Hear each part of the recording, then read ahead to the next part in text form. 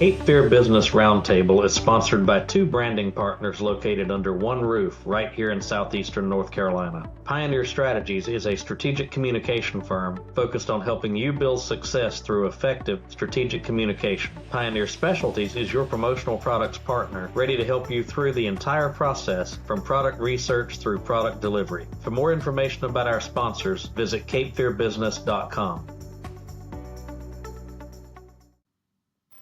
Welcome to Cape Fear Business Roundtable. I'm your host, Frank Williams, and today we have with us Thom Kelly, who is the newly minted Executive Director of the North Brunswick Chamber of Commerce. Thom, welcome both to the podcast and to your new role. Thank you, Frank. Glad to be here. And for those of you who knew Dana Fisher, Thom steps in and succeeds Dana at the helm of the Chamber.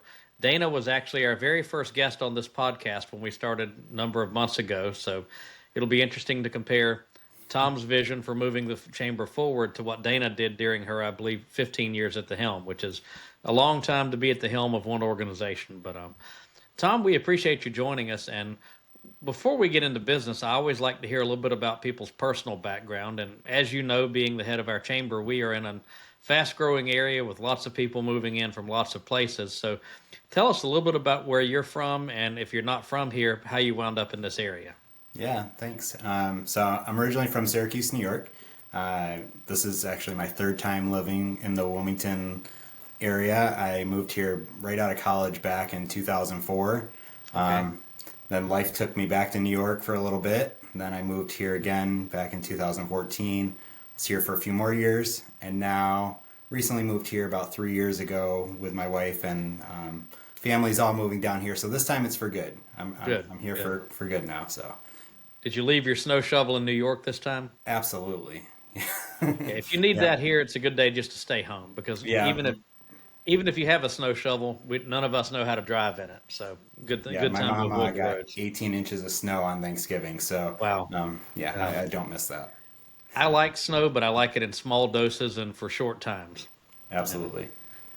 Well, apart from work, obviously you've been in and out of this area a couple of times, it sounds like. What are your favorite non-work related things to do or places to go when you're off the clock and just want to go out and enjoy yourself? I love to eat. Eating's my favorite. I resemble that remark. Yeah, there's so many great restaurants here, and so me and my wife like to go out and eat. Obviously the beaches. Really love the Brunswick beaches. That's where we find our time. I also have a Jeep, so we'll take that out on the beach down in Fort Fisher sometimes. But yeah, I like to just be out. The other thing is just getting out in nature, going on walks, whether it's at the trails here or heading out to like Wrightsville and things like that. There's certainly lots of things to do here, and we have eating in common. That's one of my favorite things. And right here in the Leland area, within walking distance of your chamber office, is one of my favorite places, New Day Cafe, and they have some amazing dishes. The only thing I don't like is they don't have enough seating, because I always have to wait in line, but that's a good sign. Yeah, that's a good problem to have there. Well, tell us about your career journey and what led you to become the director of the chamber, and what kind of roles you've held prior to this and how they prepared you for this job. Sure. So I spent most of my career in retail. I spent 10 years with Gap Inc. Okay. I started out as a store manager for Old Navy, bounced around to a couple different stores, taking on higher volume. Then when I moved back to Wilmington back in 2015, I took over the Gap at Mayfair. I was store manager there. And then in 2018, I became a district manager for them in Philadelphia. And then 10 months later, they moved me to Orlando, and I was there up until COVID. Then my journey, I kept dabbling in retail, trying to find that spot that was special to me, but Gap set the bar really high, and finally decided to get out of retail and join the Live Nation crew here in Wilmington, starting out just in part-time as a security guard, but moved up to their experience manager and community outreach manager. So love that. I'm actually still affiliated with Live Nation, and I will be still working for them throughout the future here, but my role is just going to look a little differently now that I've taken on this adventure. Another side thing too is me and my wife started up our own coaching business back in 2023. for the love of self-coaching. I've kind of taken more of a back seat on that role, doing some of the back end stuff, but she's really become the face of the brand. But learned a lot from starting our own business, and know a lot of those pain points that you go through, that you just don't know what you don't know, and kind of have to fumble through a lot of things. So I definitely can connect with some of our members of the chamber that are just starting out, and having to get into the social media world and like what that all looks like, or doing podcasts and different things. There's just so much out there that you have to learn that you don't realize goes into putting together your own business. So That is 100% true. I mean, so many people, they'll be a good auto mechanic and they decide to open up a garage, and they don't understand there's more to running a garage than just working on cars. You have to do payroll, you have to pay the bills, do accounting, do all the other stuff that goes with that. And one of the books I read said that talked about the difference between having a business or a job working for yourself. And I think that's an important distinction. And I think it will certainly help that you've got the small business background. And with Live Nation, I'm sure that will help as far as the event planning side of it as well. Absolutely.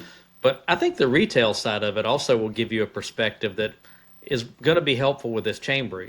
We've done some member surveys for the chamber over the years, and quite a few of the members, the networking is great, but a lot of them need to connect with consumers, which is exactly what you did in retail. And I think helping our local businesses here reach the people who live here who would love to shop local but don't know where to shop can be a valuable thing to help our members of this chamber connect with people who maybe don't want to cross the bridge to shop, but they feel like they have to. Absolutely. And I think that's one of the things that really attracted me about this position is, I got introduced to this position through a volunteering activity. I was actually raising money for the Alzheimer's Association. Okay. And Christina, who's my vice president at the chamber, is also a board member for the Alzheimer's Association. And I really wanted to take my role that I was already doing in Live Nation and get more involved in the community. So I was partnering with the Harrelson Center and Boys and Girls Club, and getting involved with a lot of our local organizations here, and just really saw a need for more connectivity in the area. And so when this position came about, when Dana announced that she was leaving, Christina pulled me right into it, and I was so excited for it, just to really help and support this community grow. And I think it's good. You live, I believe, in Brunswick Forest. Is that correct? I do, yeah. So that's important. You're here in the community. It'd be difficult to sell this community and not be a part of it in some way, shape, or form. But tell us about, obviously you came in from and are taking over for someone who was there for a very long time, one of the longer serving chamber directors that I've ever met anywhere. Tell us about stepping into that, and what you've learned since you've been in the role, and how long you've been in it now. I know it's not that long. You're still getting that chair warm, I'm sure. But then also what your vision is and where you want to take the chamber from here. Yeah, sure. So obviously, yes, Dana, 15 years in role, 15 and a half years. She had her way of doing business, and that worked great for her. Our styles are a little bit different. I think I'm more of the technology side of the business and really understand that, and that's where I'm kind of putting my energy right now, is just getting us a little bit more modern, in our outreach, our communication to our members, but also to the community as a whole, and really trying to figure out what kind of events people want here in North Brunswick. I would say my vision for right now, my short-term vision, is really just, understanding and learning who all of my members are in our community, and then starting that outreach of really trying to get some more members to join by beefing up our ambassador program. Right now we have 4 ambassadors, but we're looking to move that up to about 10 ambassadors, just to do some more outreach and really kind of gain some more membership there.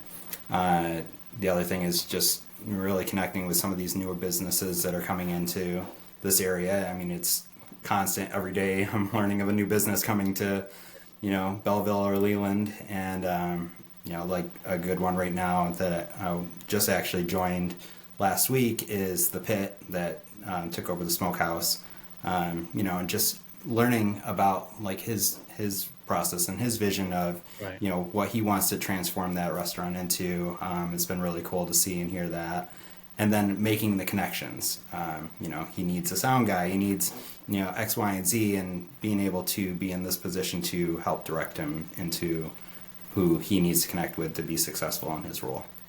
And I think that's an important component of the chamber is helping connect members with other members who they can use. I mean, obviously, that's every business person I know. That's why they joined the chamber. They may, they may check community service on a survey or that kind of thing, but it's really about building their business, and that's connecting with the other members and gaining that exposure. And I think that's one thing I think this chamber has done a great job of, especially over the past few years. And I'm a little biased on Power Connections because Zach, who works for me, ran that for a few years, but I think that's really taken off and become an important component of that chamber, and maybe almost lopsided in favor of Power Connections. I'd like to see the events more diversified, but that was a good thing, especially coming out of COVID when people weren't going to events, to have something that they could go to and connect with each other. But have you got any ideas on things you might want to bring as far as new ideas to the table, or are you still sorting through that? I mean, I'm still working on that, and really just right now I'm kind of just receiving the feedback from different chamber members.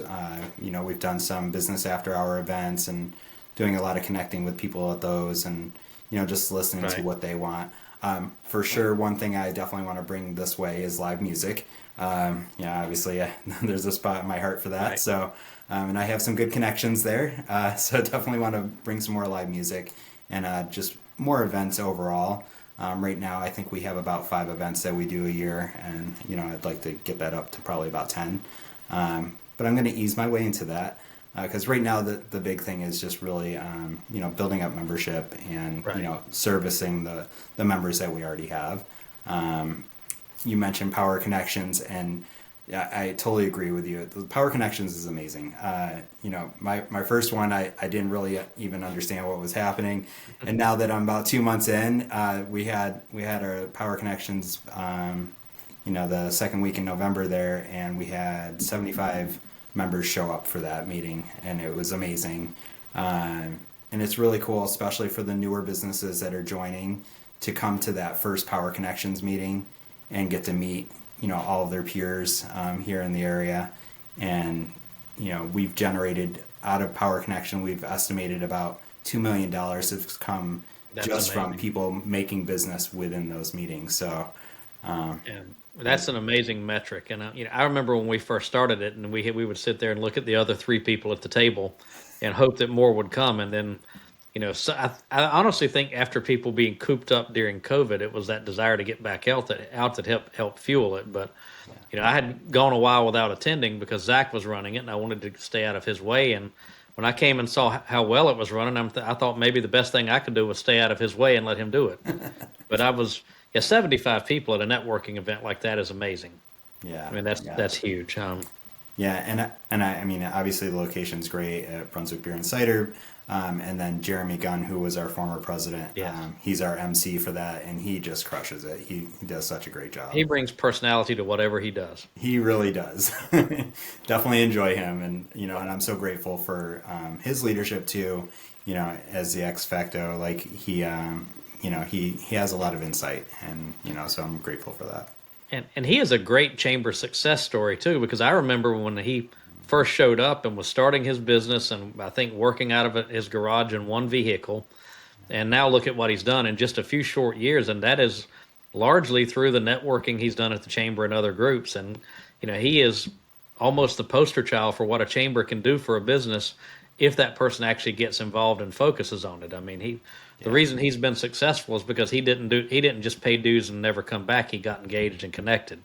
Yeah, absolutely. And he does do a great job of telling that to the newer members too. Like, you gotta be involved. You gotta show up.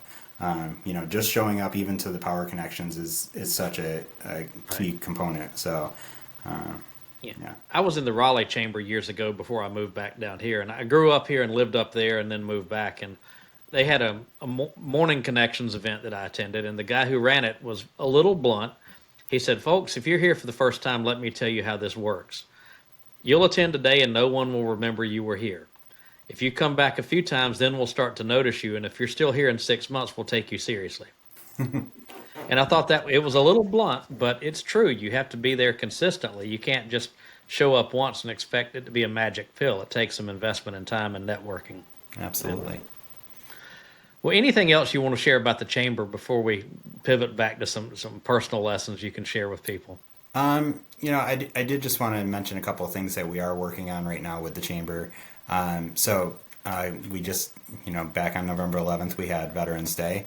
Right. We had our Veterans Day breakfast over at the Leland Cultural Arts Center. And leading up to that, I was working on my speeches, and that was my first public appearance as the executive director.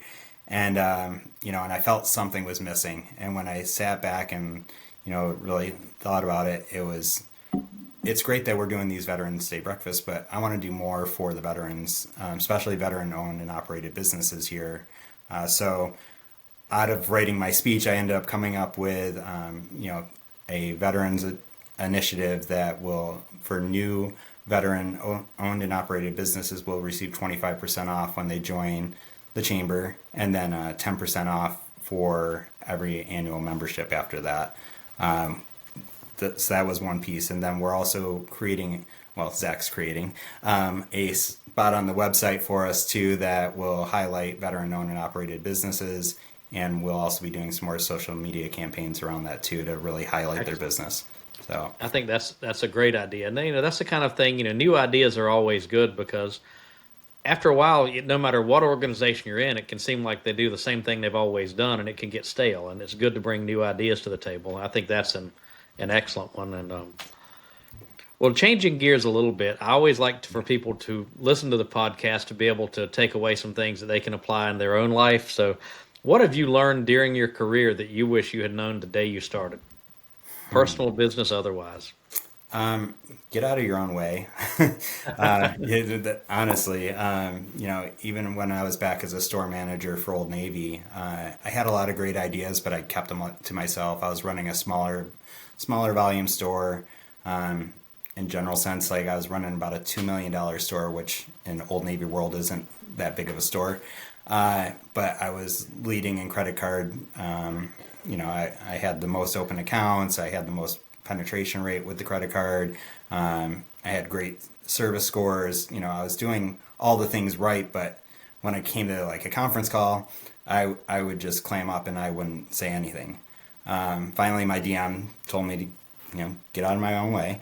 And I started being a little bit more boisterous on the call. And shortly after that, I got promoted to a $7 million store because, I was using my voice and I showed that I actually knew what I was talking about.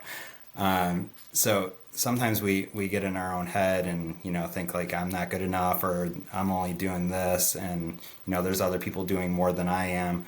But that's just you being self-defeating, and, you just need to get out of your own way and embrace what you're doing and know that you are making a difference, and, just keep pushing through.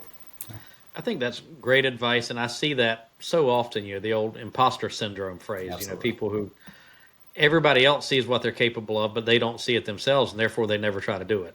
Yeah. And I see that so frequently, and I think if people would just take a step back and look and see what they're capable of and take that risk. I mean, one of my favorite quotes is, "You'll never steal second base if you keep your foot on first." I don't remember who said that, but I thought it was insightful. You've got to take risks to get ahead. Well, a similar question, if you were talking to somebody starting out in their career, what advice would you give that person starting out? I would say that my best advice would be to find your happy. Sometimes we get started in a career and it's, maybe something that we know, but not something that we love. Right. Find something that really lights you up, that gets you excited to go to work. Because if you find that, it doesn't feel like work anymore. Right now, yes, I have a lot of work to do at the chamber, but it doesn't feel like work for me. I'm getting to go out and connect with people every single day, and that lights me up. Live Nation, same thing. I love what I do there. When I'm working a 12-hour day for a concert, it doesn't feel like work to me. So really find what you love and go after that. Even if maybe you don't have all the skill sets ready for that, you'll learn it. But you can't replace the passion.